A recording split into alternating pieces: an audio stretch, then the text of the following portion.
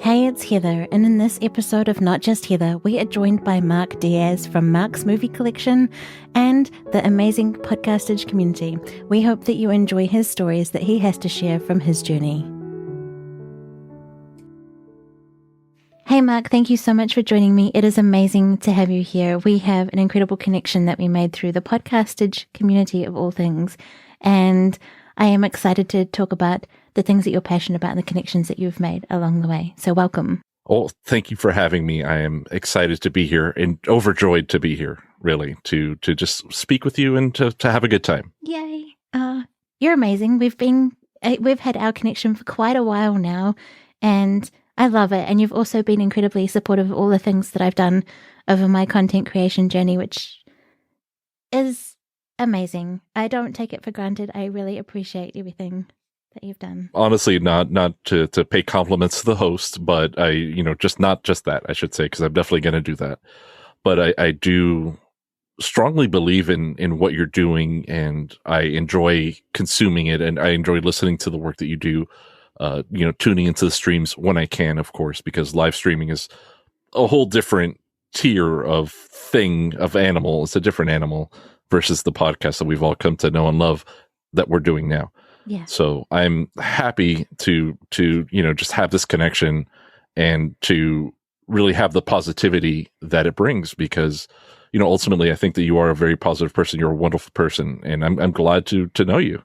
Oh, likewise. I also appreciate your insight, because you know me almost better than I do, which I think is a perspective thing, and I get very internal in my head and can't see the bigger picture. And you've shared some things with me that have just really helped identify things that I couldn't pinpoint or give me a different fresh perspective on things, and that has been invaluable over the years. Yeah, and I mean, I've definitely learned a lot of things through personal experience, and I'm more than willing to share them with you if they are helpful.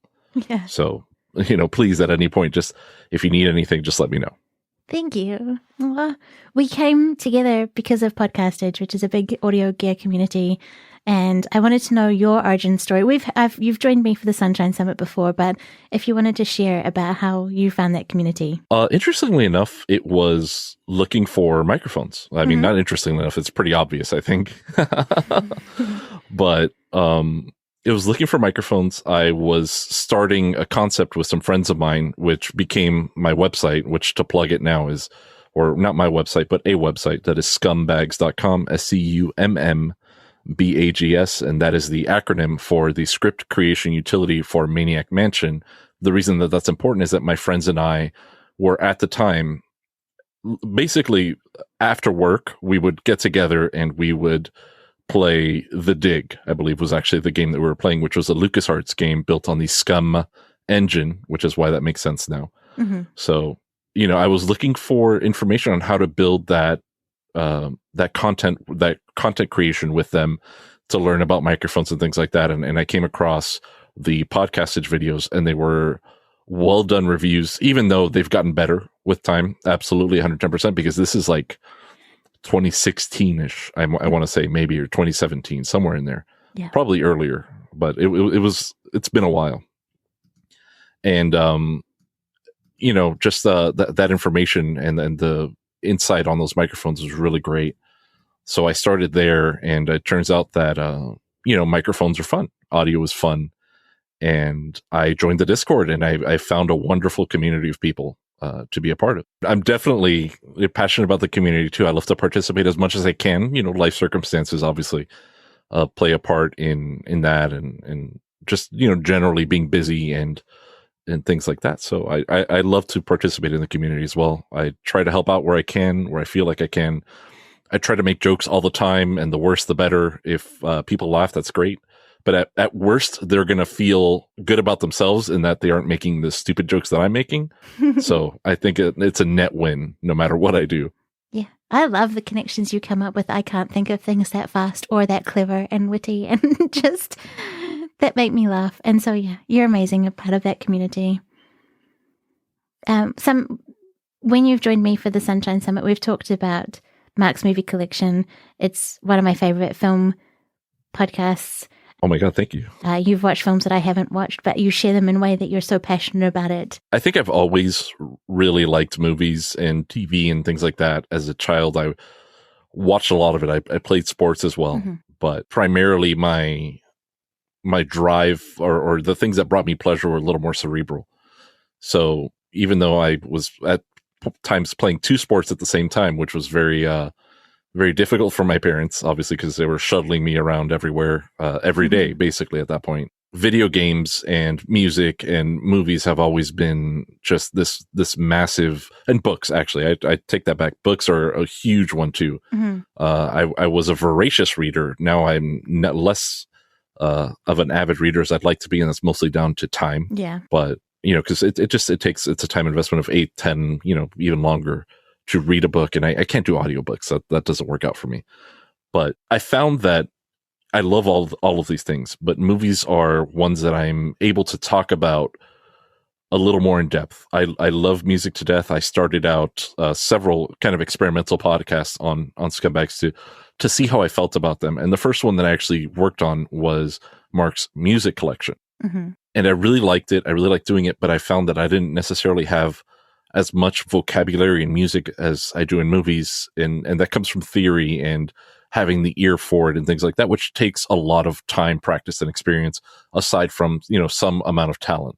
Yeah. So I dropped out of playing an instrument at a young age for the wrong reasons, really. And in my old age, I've tried to make up for everything that I felt was deficient, kind of, when I was younger. So I watch more movies, I listen to more music, I try to play more games again, because time and things. So basically the easiest one is music. So I started there and I really enjoyed it, but I felt that without the music in the podcast itself, I wasn't sufficiently communicating it. And I look now to music educators and music essayists like Adam Neely, specifically on YouTube, who I absolutely adore. Yeah. And one of the major advantages is that he is able to speak about it very intelligently, but also create it to communicate it better, to break it down and things like that. And I was lacking that. But in movies, I was an avid photographer as well. And I did a lot of film photography, and I've, again, pulled back on that due to time and facilities. I didn't necessarily want brown stains all over my bathroom. My wife was definitely not crazy about that idea. Yeah. But, just things like that, and being able to leave the house and kind of wander freely and things like that were a big part of me as a photographer that I've pulled back on. And, I see, our mutual acquaintance, Ben Brown's book, and I am so inspired by it because it's really beautiful work, but it's also found work like I would do more often than not. I just kind of was in the world trying to be present and trying to observe as much as I could. Yeah. So from that, I learned the language of photography, and I could speak about movies a little better because it's similar in that you describe visuals and tone and things like that. So that's why the movie collection has taken off more, because I can more readily talk about that, because I think I practiced that skill or that art more so than I did music, and more recently as well. Yeah.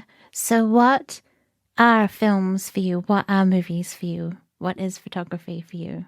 So I think that architecture is actually going to roll into this as well. I'm an architecture fan. I don't know too much about it, but I'm definitely a fan of architecture, of good architecture. And there's a movie that I'm going to talk about in a second that kind of intersects those two things, but they are an experience. And music can be too, right?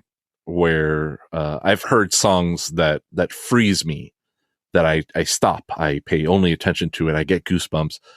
I've seen artwork, photos, murals, paintings, what have you, and I've seen movies that absolutely, I don't want to say chill me, because that's a negative connotation, but it's kind of the same thing, but more in awe than a fear.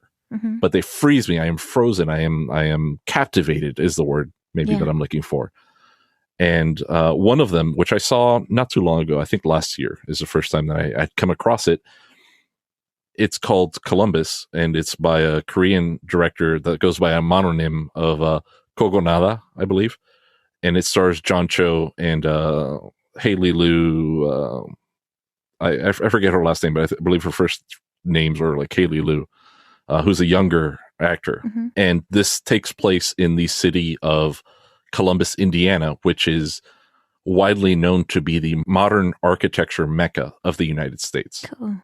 So this is a very small town that has, like, per capita, like the most amazing modern architecture. And it is a striking movie in the content of the movie, as well as the composition of the movie with these essentially other works of art. You know, they're essentially filming movies in front of artwork, but also the movie itself and the plot and the characters and things like that, the music, all of it really just kind of froze me. It was an experience. I was experiencing it. I'd like to think that I'm pretty empathetic in terms that I can readily project others' feelings on myself and things like that. Mm-hmm. And in movies, that is particularly easy to do. So I definitely, visually, emotionally have an experience in film that is hard to replicate. And when film and music meet in a good way, that's the best. It's really awesome. So that's where all of this, I think, comes from. That's amazing. It sounds like it's like an immersive experience for you. It is. In that it captures and hits on all of those touch points for you, which is just incredible. And the movie and music together, it sounds like magic. You know, when those perfect things that can't be described in any other way, but you need those both elements to make that magic happen. That's awesome. Yeah. You share that passion and the things that you've watched in Mark's movie collection now.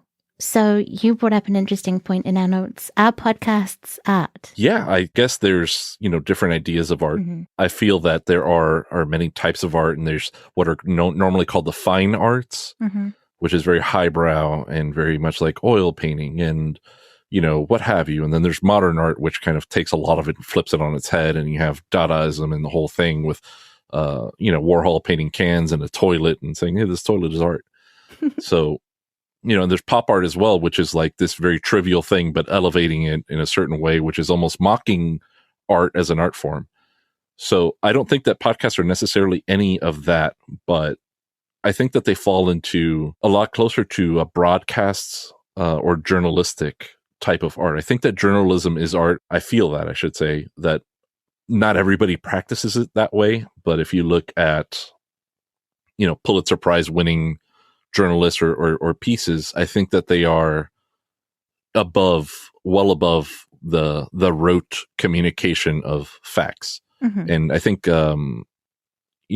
Roger Ebert is notably one who's written books on movies and things like that, whose writing, if you read his reviews, is really quite beautiful on occasions, on more than a couple occasions. And I think that there are journalistic productions that have more of the conceit of art. Like if you've ever seen regular car reviews is just car reviews, but the gentleman behind it has, I guess, one of the better English degrees and really goes into it in a very interesting, insightful, and oftentimes beautiful way, as well as being very vulgar. It's great. It's wonderful. And I think that is art, even though it's a car review.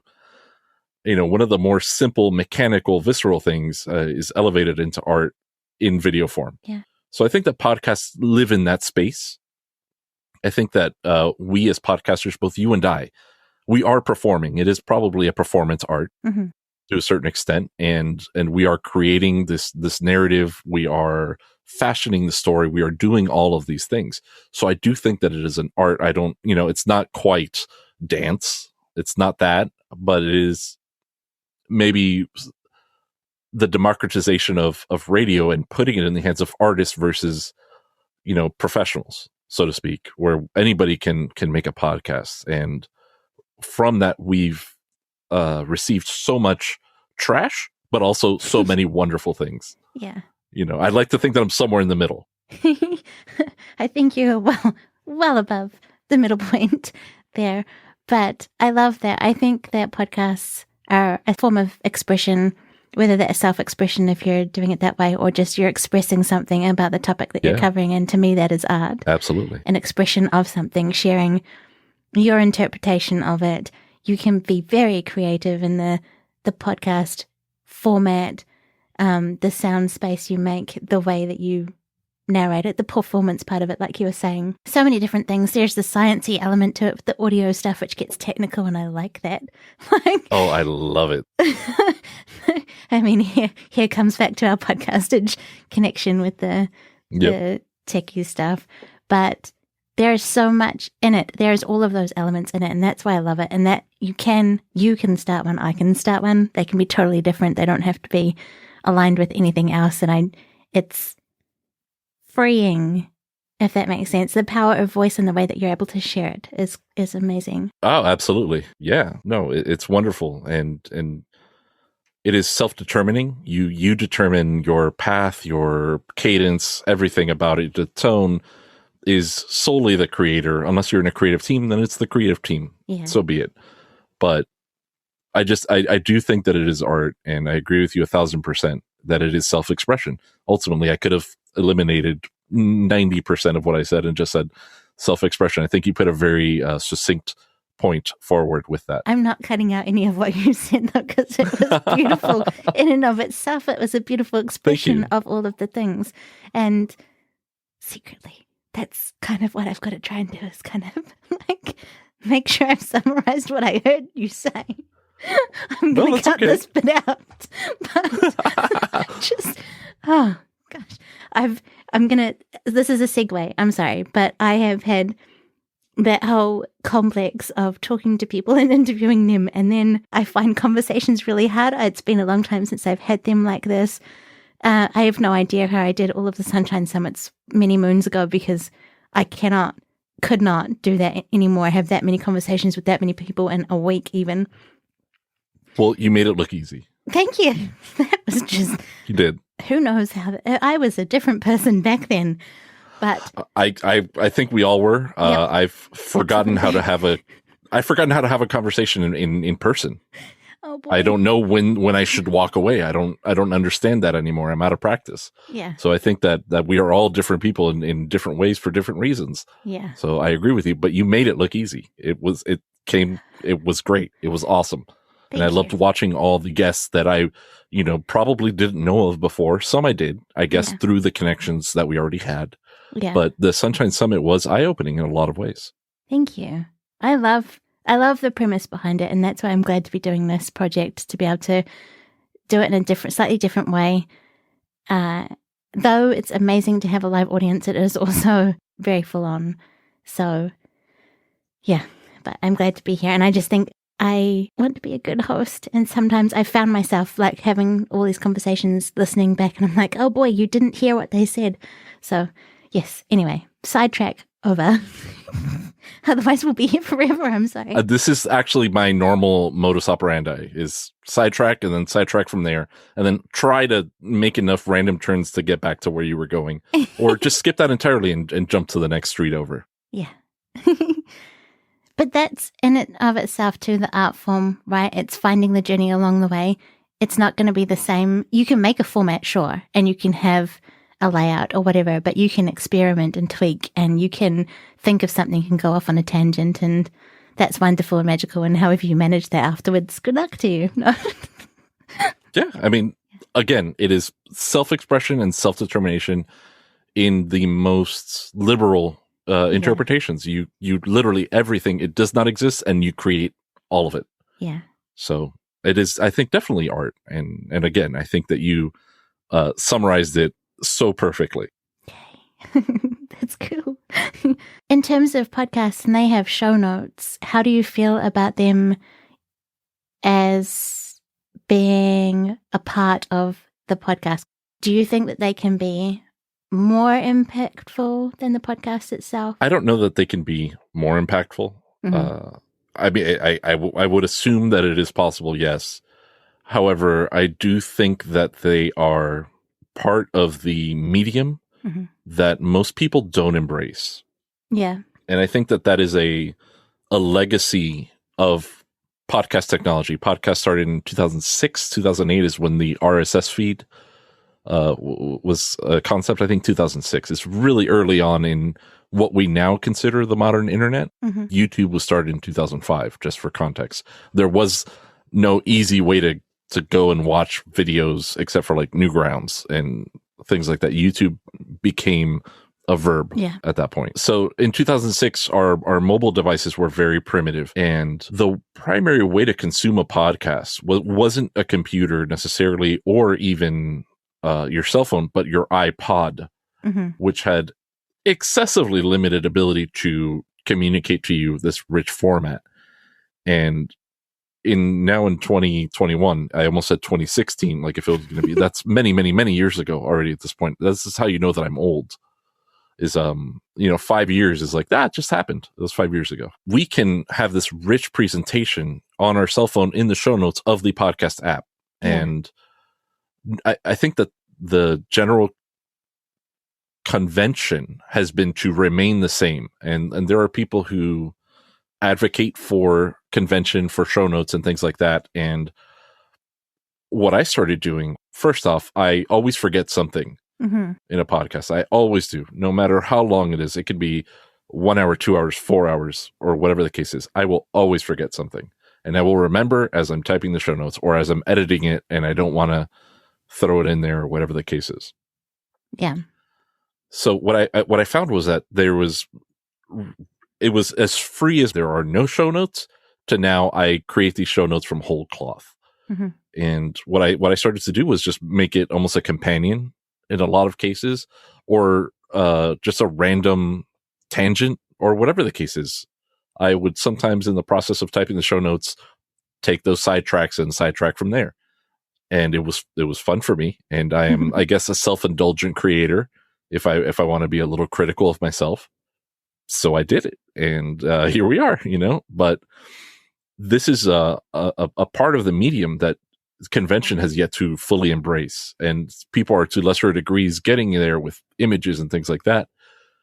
But nobody thinks that a winning strategy is to write a 5,000 word essay in your show notes. And primarily that's because of the idea that no one's going to read them. And people don't read them because they normally don't have anything useful. So it's a weird cycle. And I decided to ignore the cycle and ignore convention and, just go for it. But I do think that it is a reward, like reading the liner notes on an album, which is one of my favorite things, which is where I found a lot of Easter eggs like that.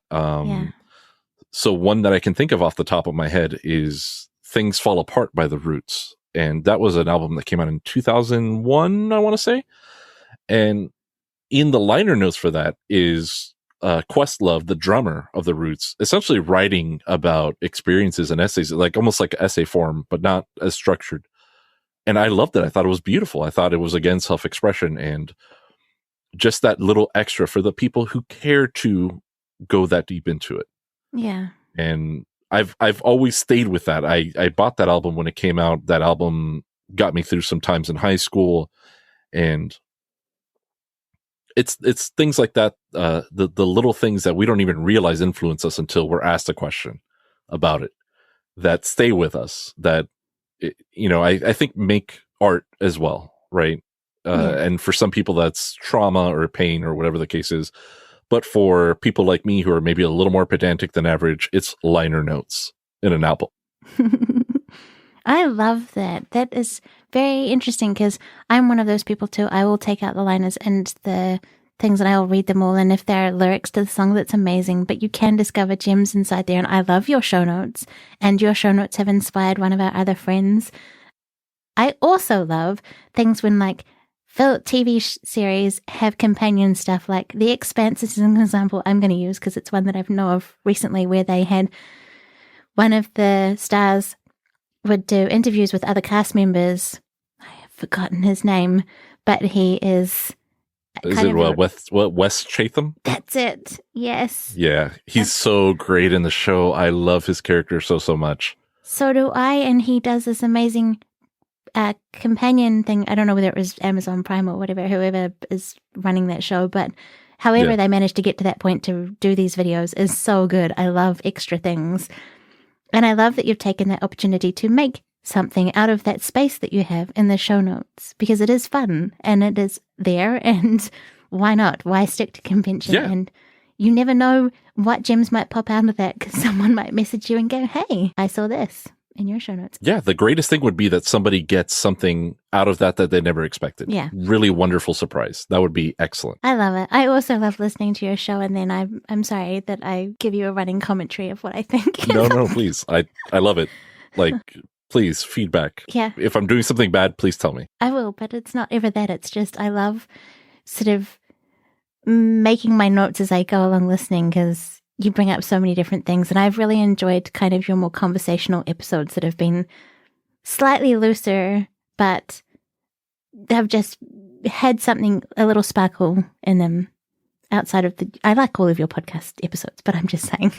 Yeah, no. So there have been some where I literally wrote the entire thing out, and you might be surprised which ones those are, because some of them are very long. Yeah. But I wrote all of that out over hours because, I guess I'm not very fast at it. Some people who are journalism majors and are accustomed to things like that are much, much better at it. I've then prepared nothing on some of them, and I feel that I don't necessarily need a convention there either. I'm free again as the creator to do as I will. That's so liberating. I think that's what I love about podcasts too. But I have also been in the trap where I have put myself in my own little box and thought I can't do anything outside of the thing that I made, which is very not helpful. But you've been a particular person who has helped me see outside of that box. I'm always happy to help. What challenges have you faced around creating podcasts? Honestly, lately it's been time, the most part. So, I mean, obviously it's 2021. We've been, I say we, not necessarily you. I've been at home, like pretty much at home, only at home, working from home for over a year at this point. Yeah. And in that, we had a baby and we already had a child. So there's a lot going on, and there's not a lot of latitude in the responsibility of caring for our children and things like that. So, with family, we've managed to overcome that, or to at least persevere and get through it so far. And it's been challenging, but wonderful at the same time. Mm-hmm. And ultimately it's time and energy, because it does take me a lot of time to make these podcasts, as good or bad as one might think that they are, because they vary wildly. Again, I don't stick to any one process. I just do whatever I want. Yeah. And it can take a lot of time. It can be relatively quick, but it's still at least one movie's length of watching. It's usually 2 minimum, because the first one I'm like trying to understand what I'm getting into, especially if I haven't seen the movie before or haven't seen it for many years. And then the second one, I'm being a little more analytic about it. So it's time and energy, because then I go and I record. And if it's a 1 hour recording, it's probably about an hour 30, maybe an hour 40 on occasions of actual recording. Mm-hmm. Not all of it speech, but I'll step away and do something, or whatever the case is. And then probably 3 times that in editing. So only 3 times? Oh my gosh. I probably more than 3 times. There was one where I was re-rendering the entire podcast every time that I made changes, so that I could hear it on my phone, on my with my AirPods, and see how it sounded, and if I missed anything and things like that. And that render would take about an hour, because I just effects. I like gear. I like plugins. I have a lot of plugins going on, more than one might think. And that one, I re-rendered that podcast about 20 times. So that's 20 hours just in rendering. Obviously, I would just walk away from it. And once it ended up in my Dropbox, I would listen to it on my mobile device. But that one took a long time to produce. Yeah. How do you feel about the time and effort that goes in to make this thing that is whatever it is for you? Like, is it a passion project? It's definitely a passion project. No, it's 1,000% a passion project. I don't ever expect to make money from making a movie podcast. It would be awesome if I could. Yeah. But that is not my expectation. So I get a couple things out of it. I get knowledge. I like learning things. I like learning about things. And I can't recall exactly what was my gateway into podcasts themselves. Okay. I think I was already listening to them once I found the Bandrew Says podcast, but maybe not as intently. I know that I've been listening to some tech ones for several years now, but I've also been in the podcast Discord for several years now, so it's hard for me to really pinpoint exactly when all that happened. But I started to really like them because initially I was going to do more video content, but I found that I could do audio, and I started to listen more, and I started to like it more, and then get more into the production aspect of it. And so I think learning about making podcasts better makes me appreciate podcasts all that much more. As opposed to some people who are like, oh, I can't ever turn off. I'm the opposite. I always want to be on. I'm not only listening to the podcast, but I'm also thinking about where are they recording? What are they recording on? All of those things. Did they edit a piece out of this one? Did they go off the rails and they cut it in to just kind of bring it back and things like that? You know what? I think it was WTF podcast with Mark Maron. I think that they did an episode with Dave Grohl, or Mark Maron did, for the movie Sound City, which came up on the podcast Discord recently. I think somebody recently discovered it. Cool. And again, that comes back to the love of music. I really loved that Foo Fighters album that came out, Wasting Light. That was on repeat for a long time. I have the record somewhere behind me over there. Awesome. So that's where that actually came from. It took me a minute of vamping essentially for time to dig out that memory. That's cool. But yeah, it was just a wonderful experience where I was already engaged in this music, and then I get to engage with the musician a little more, and then I understand that, oh, hey, there's a guy that does this, several times a week with a bunch of people, and that's where I got into it. But then I wanted to learn more about how does this happen, and here I am. So not only do I get the freedom of creation, the control, I am the creator of this own little pocket universe that I have, but I learn more about it. And I appreciate all of the other ones that I listen to, even more. Yeah. At that point. So it's a bit of a feedback loop, interestingly enough, that seems to work. That's good. That's cool. What about you? What do I get from podcasts? Yeah. For me?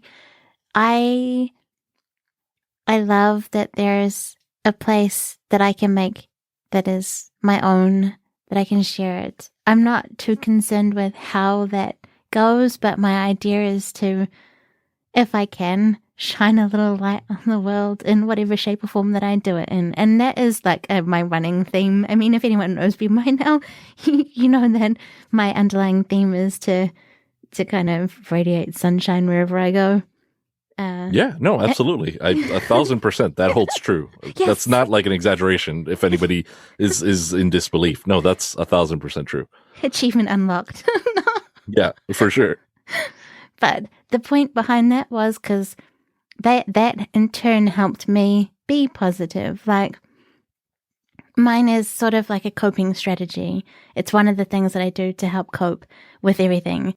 Trying to help cheer someone else up or do something to help someone else helps me, and being able to make something that is so positive, but not always positive, just there's an underlying theme of that upliftingness in all that I do to try and help me cope underneath it all. Yeah.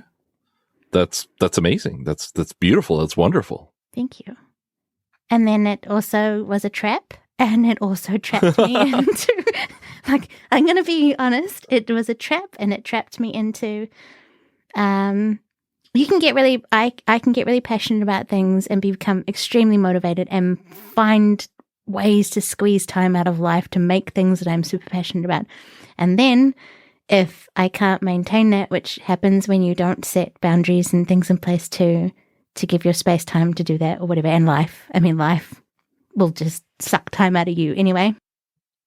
Then in my head, I can make traps, and I had a solid plan for what I wanted to do, and that fell by the wayside, and then it became a trap of trying to release weekly things to fit conventions. And I'm glad you brought up conventions, because that's a good way of thinking of it. And not all conventions are bad, but sometimes they are traps in that they make you think that's the only way you can do something, when that is not the case. Correct. At all. Yes, that is a very astute observation right there. Yeah. And so I have been for a while, although I wasn't in a very good place before 2020 happened, so I'm grasping at straws at this point to try get through, but there's still that underlying spark that podcasts hold for me, that art form, that self-expression, that manner of coping. The amazing opportunity to have this conversation with you today is because we've made it happen. Oh, that's awesome. That's excellent. You're having a bit of a time creating in 2021, you know? Are there any other maybe things that you do to create? Are you cooking? I know that you were doing mindful meditation and things like that. Where are you at? Yeah, that's what this whole project Just Heathers came about from, was I needed a space to be able to share things. And it actually was partly inspired by the books that you got me into by Austin Kleon.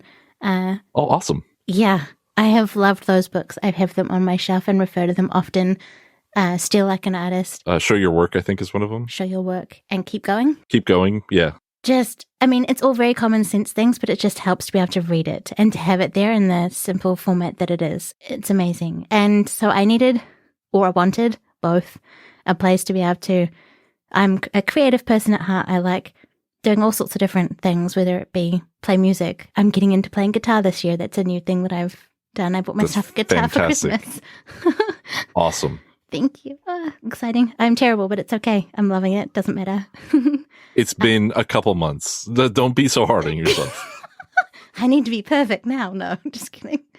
No, that's how I think about things a lot of times too. So I understand where you're coming from. Thank you. It's good to know you're not alone in that. But the first song I learned to play on the guitar was Stand By Me by Benny King, and I thought that was like a whole thing in and of itself. So I was, as I said, trapped in my head about my other project, which I got very passionate about in 2017. The podcast for Sunshine and Power Cuts was not meant to be what it became, in a way. So grateful that it went that way, because it has blown my mind. And the number of people that I hear from who still listen, that has an impact on is huge. And that's beyond something that I could ever imagine. You know, you don't understand or can fathom the ripple effect that something you make can have on the world until it comes back to you. Of course, yeah. I got in my head about that project, so I wanted a way of being able to release things. I'm passionate about all sorts of different things and have a place to put that. And so I made the banner Just Heathers, and then there's like a blog, and I like writing, so I thought I would do a blog this time round, which I should have done for Sunshine and Power Cuts, because then it would have more adequately journaled my experience, which I then would have had to draw on to make podcasts. That's a pretty smart approach. Definitely not the one that I take, but it's very smart. It is smart until you think of it after the fact and it's too late down the road. And then you have to start from there. The thing, hindsight's wonderful, isn't it? Really? Yeah, it's great for me to beat myself up with. Oh, yeah, I use it as a beating stick quite often too. Yeah, so I did this Just Heathers thing, and having Just Heathers is kind of my thing, but also wanted to take the theme of the Sunshine Summit, which is where I connect with other people, because I love connections. I am an introvert, so I do like my own space, but having not just Heathers to be able to talk to other people has been incredible. That's great. That's wonderful. I loved the Sunshine Summit the first time that I did it. That was the first time that I'd ever been asked to guest on anyone's, production, and it was so interesting and fun and refreshing to be welcomed into someone's space that way. So it was, I do enjoy it. And I'm glad. I don't know if this is the right time for plugs, but we have some common acquaintances who are from the On the Subject podcast, and I just did a recording with them, and it was wonderful as well. And I think that that's part of our community again, is these wonderful, friendly, and welcoming people who are open to having conversations and to really just participating in a social way. So, conventions or no conventions or whatever the case is, I am absolutely pleased down to the bones to be here. Yay. I also love that, as you mentioned, the tech, when you're behind like a tech, something that's helping the communication in terms of tech, and you said that it kind of my interpretation of this, that it helps you open up and make that space to go on whatever tangents you want to, or talk about and discuss the things that you want to discuss, whether you're by yourself or here with me today. The technical mediation, it does, I guess, release some inhibition in just having a conversation. I think a little bit it's also the dedicated nature of it. We have agreed to meet at such and such time and have the conversation. It does feel a little more welcoming than just walking up to somebody or calling someone up out of the blue without warning, where they may not be in a place to do that. Yeah. Right. So, it's the mutual understanding that we're here to communicate with each other and things like that. That definitely helps. And, in other forms, like in Discord Discord primarily, it's open to, you can send a message, and if people don't have time, they don't reply, and that's okay. Yeah. So I think that's a big part of it for me. I think that I am maybe overly sensitive sometimes to other people's time and availability and things like that. I feel like that's not always reciprocated in professional settings as well. So, it's just one of those things where I definitely am aware of all of that all the time, maybe to a too much aware of it. But, again, podcasting being an asynchronous kind of one-way medium also is very interesting, and people consume it when they can, when they're available, when they're driving, when they're mowing the lawn, when they're washing the car, when they're doing laundry. So, it's definitely an interesting medium in and of itself, and that it's fairly unique in that way. Yeah. I love that too, that it has helped me make time and space for me.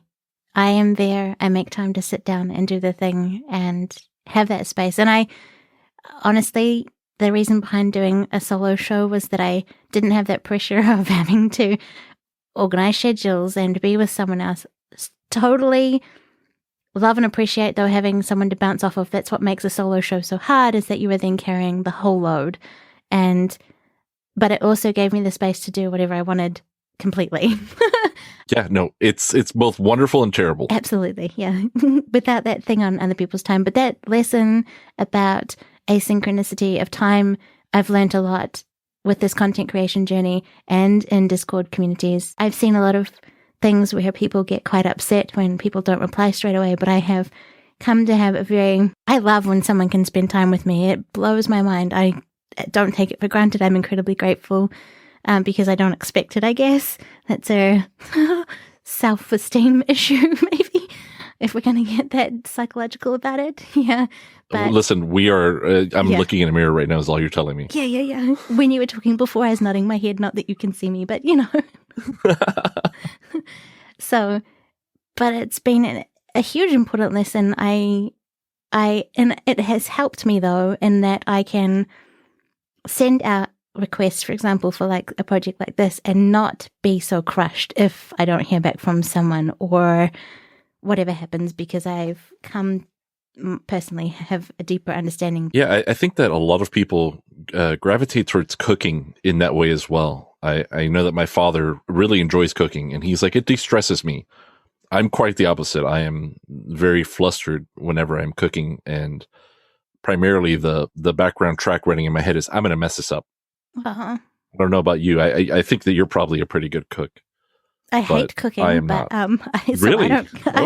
I do it because I have to. I don't always enjoy it. It's more of a necessity rather than a passion, like it is for your dad. So. Yeah, no, I'm exactly the same way. I did not realize that we were so alike in so many ways.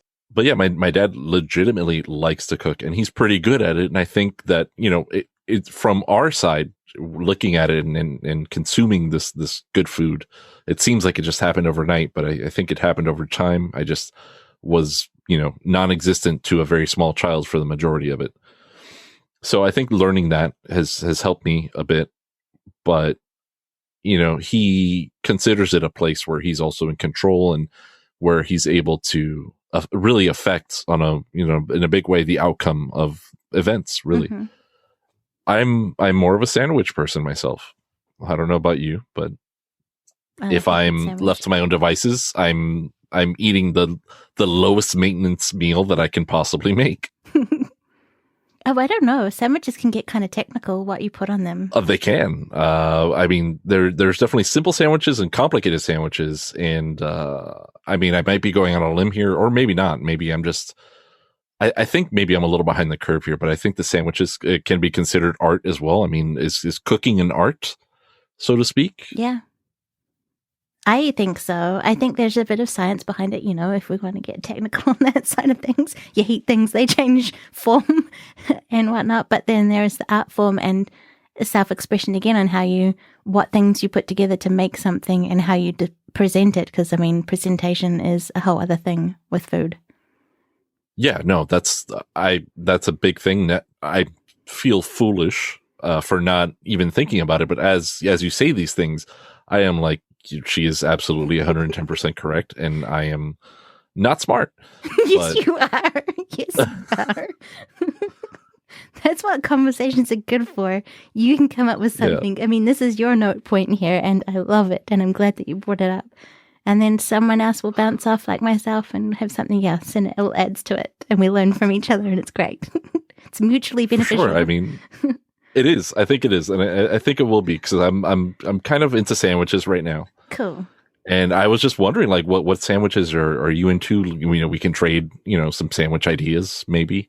Yeah. I have one that is a little more on the complicated end if we want to start simple, but it's definitely a regional thing. So if you want to share something, regional or cultural, please, I'm welcome to it. That's exciting. Oh, I'm looking forward to hearing what you've got. I like sandwiches. They're practical. I have had a problem in the past with gluten, so gluten-free bread is kind of not always awesome in that. Yeah, and I've tried to make it myself as well. I love making bread. I think that's something that came out of lockdown as everyone went and made bread, it seemed like, on social media. Oh, interesting. I did not. That was not me. Okay.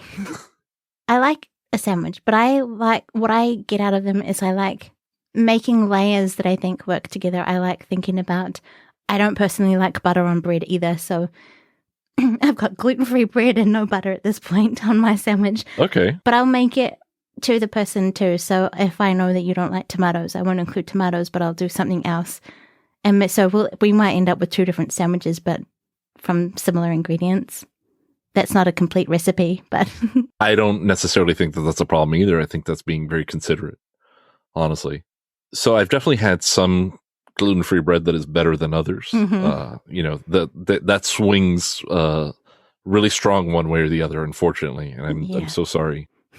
I'm at a little more of a liberty in that, fortunately enough, and I do prefer a rye and pumpernickel swirl. Ooh. So it's literally a like loaf bread, and there's a swirl of pumpernickel within the rye bread. Yum. And it's a really interesting taste. It's unusual. Mm-hmm. I don't know if you've had rye bread. Yeah. But it's definitely different. And I'll go a simple sandwich. I'll go for a turkey roast beef combo. Ooh. Maybe a white American cheese. There's one that I've been ordering that I discovered just out of necessity of not going to the grocery store. That is very good. So I put that on everything at this point. And I think turkey roast beef is a good combo. I despise turkey on its own. I think it's actually really gross in terms of cold cuts. Okay. Disgusting. I will probably vomit if I try to eat cold cut turkey alone. But with roast beef, it kind of, the roast beef covers the failure of the turkey, and the turkey assists, it adds to the roast beef, if you will. And I'll put some mustard on it. And that's a nice simple sandwich for me on a normal day where I don't have time or energy or inclination to get a little more involved. But I have a question for you. What kind of mustard is it? Because not all mustards are equal. They are not. And I sometimes just get different mustards to try different mustards because I like mustard. Nice. So definitely the yellow mustard is normal, but I love Dijon, spicy, dark mustard. There's a curry mustard that I tried one time that was very interesting. I didn't get it again, but it was definitely an adventure. Yeah. So I try different mustards. That's the one place where I like to experiment. Maybe is like those minor things. So right now we're into hot sauces. Mm-hmm. And I don't know if you've seen the hot ones on YouTube. I have. So we order from those folks, and there's like a subscription service where you get a box of 3, every month or whatever the case is. And they're unknown to me ahead of time, and that's okay because I'm going to take them as they come and experience them. And my wife and I, we've taken to that because it just helps us have new experiences just being at home. Yeah. So it's one of those ways that we are experiencing something that we wouldn't have otherwise. So with food. And I like the way that these hot sauces are made, as different as they are. I think that they are as variable as sandwiches at this point, and I think that they could be considered art. There's very rudimentary art, like the turkey roast beef that I will make myself. But then there's definitely more complicated and involved things.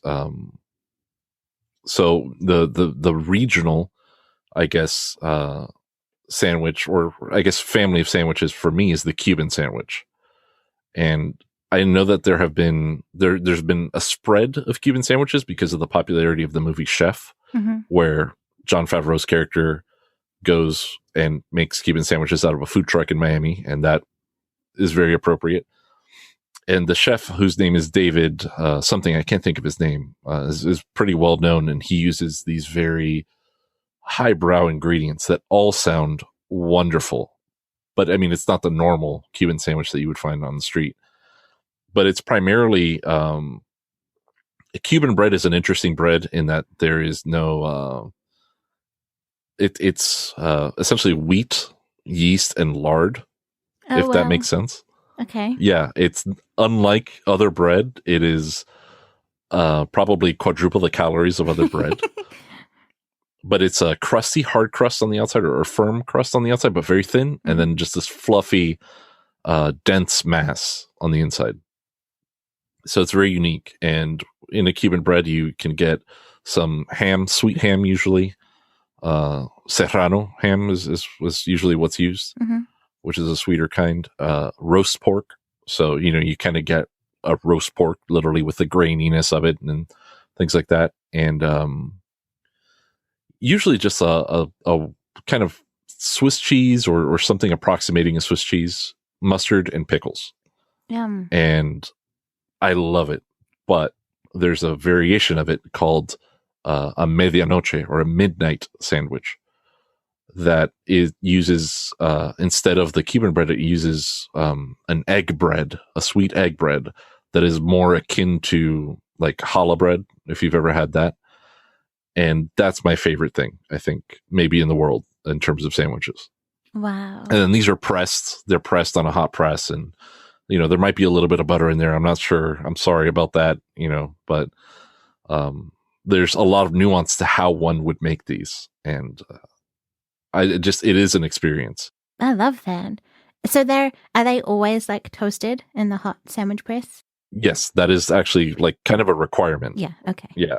Cool. Just checking. When I was younger, that sounds amazing. I've never had a Cuban sandwich, but I would love to eat one, gluten aside. Who cares? I just want to eat one of these things, get it in my face. But when I was younger, I used to make toasted sandwiches, or if I was lazy, well, not lazy, but whatever, I would do just bread with tomato sauce. This is going to probably sound terrible. And cheese, and stick another piece on top. I'd either toast the bread first or just have it as bread and then stick it in the microwave and melt them. I don't know what they're called, if they have a name. So I call those cheese sandwiches, but I would go lower brow and I would just put cheese. And like by cheese, I mean like a Kraft single, like the worst cheese, and bread. Okay. Not toast it, not do anything. I wanted it cold. Yeah. I would roll with 2 slices of bread and 2 slices of cheese. So yeah, I mean, it's a thing. We just call them cheese sandwiches usually. Okay. Then I branched out and made peanut butter and cheese, which is very indulgent and almost borderline sickly, but amazing. That's something interesting. Yeah. That's something very interesting. Yeah. Yeah. Peanut butter and cheese and melted cheese. Not cold. I don't know if I could do that cold, but I probably would. But yeah. And then now I like doing things like making a bigger meal, like pulled pork is one of my staples. And I love pulled pork. Then I will make pulled pork buns or sandwiches. And yeah. Thank you. That's super good. Just drift off and drool. Yeah. Do you have any secrets, seasoning or sauces or anything like that for the pulled pork? Or if they're secret, obviously don't tell the podcast, but I mean, you can tell me. Okay. Well, when I'm cheating, I use a pre-made pulled pork sauce, which has all of the good things in it and makes it amazing. And it's by Whitlock's, I think. I don't know if they're global, but they're here and they have a packet of sauce. But what I love about them is that it's a whole experience too, because the packaging is very, probably not for someone who might get offended easily. They have like a picture of the pig on the packaging, and they're like porkies off to go get slaughtered. You know, it's it's not for the faint of heart. But I just love how straightforward it is, and it's like slap it in the oven and she'll be right kind of thing, which is very New Zealand. That's great. Yeah, and when they've got a bolognese sauce too, and it's like we'll crush the tomatoes. Yeah, so if I'm cheating and whatever, it's that way, and then the very few times that I make it by scratch, it will be like not making it too sweet. I think you can fall into a trap of making pulled pork too sweet. Yes, I agree. Yeah.